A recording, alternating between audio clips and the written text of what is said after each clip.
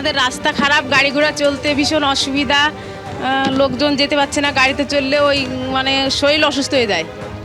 কি কারণে বিক্ষোভ? স্কুলে যায়, ছেলে মেয়ে যখন স্কুলে যায় ওদের কষ্ট হয়, রাস্তার থেকে পড়ে যায় ব্যাগ, ওই জন্যে আমাদের রাস্তা ঠিক করে। দীর্ঘক্ষণ রাস্তা অবরোধ করা হয়েছে। শুভঙ্কর ছবিটা দেখাচ্ছে যে রাস্তা বর্গেছিয়া রাস্তা, সেখানে বেড়াবেড়ি গ্রাম পঞ্চায়েত দীর্ঘদিন ধরে তারা রাস্তার সংস্কারের কাজ করছেন না এবং সেই কারণে রাস্তায় অবরোধ করা হয়েছে। এবং আজকে আপনারা কেন রাস্তা অবরোধ করেছেন? রাস্তার দাবিতে প্রতিবাদ বিক্ষোভ এই কারণে, পঞ্চায়েতে মৌখিকভাবে বারবার বলা হয়েছে 8 থেকে 9 মাস আনুমানিক হয়ে দুর্গাপুজো 2-3 মাস আগে থেকে কাজ চালু হয়েছে। কাজ চলাকালীন রাস্তার কাজ বন্ধ রেখে দিয়েছে।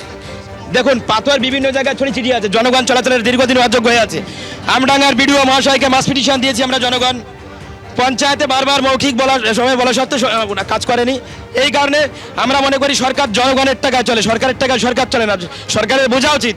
অর্থাৎ দেখতে পাচ্ছ রাস্তার ওপরে যেভাবে পাথর পড়ে রয়েছে, অর্থাৎ শুভঙ্করকে ছবিটা দেখালে রাস্তার ওপরে পাথর ছড়িয়ে পড়ে রয়েছে, অর্থাৎ যে কোনো সময় দুর্ঘটনা ঘটতে পারে।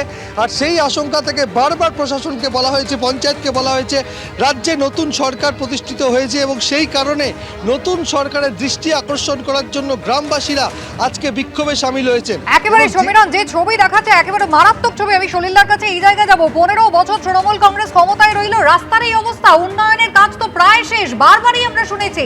আজকে ভয় আউট, ভরসাহীন হওয়ার পরে দেখুন এই মানুষগুলো তারা কিন্তু পথে বেরিয়েছেন। একদিকে ফলতা, সেখানে যেমন মানুষ খোলা মনে ভোট দিতে পেরেছেন, তার পাশাপাশি আজকে নতুন সরকারের কাছে সুবিচার চাইতে এইভাবে মানুষকে পথে নামতে হচ্ছে।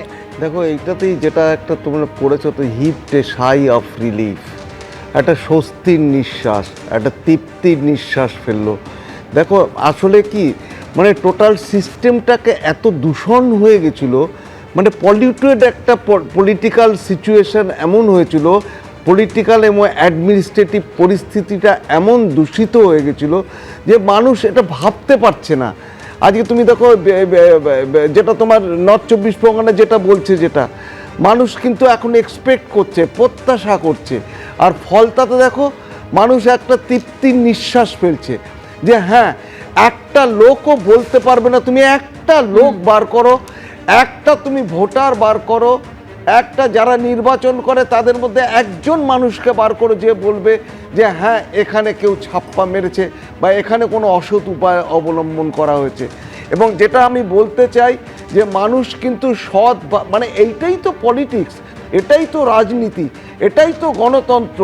ক্রিমিনালাইজেশন অফ পলিটিক্স আর এই সাধারণ রাজনীতি যে কত পার্থক্য, আকাশ পাতাল পার্থক্য। এবিপি আনন্দ, এগিয়ে থাকে, এগিয়ে রাখে।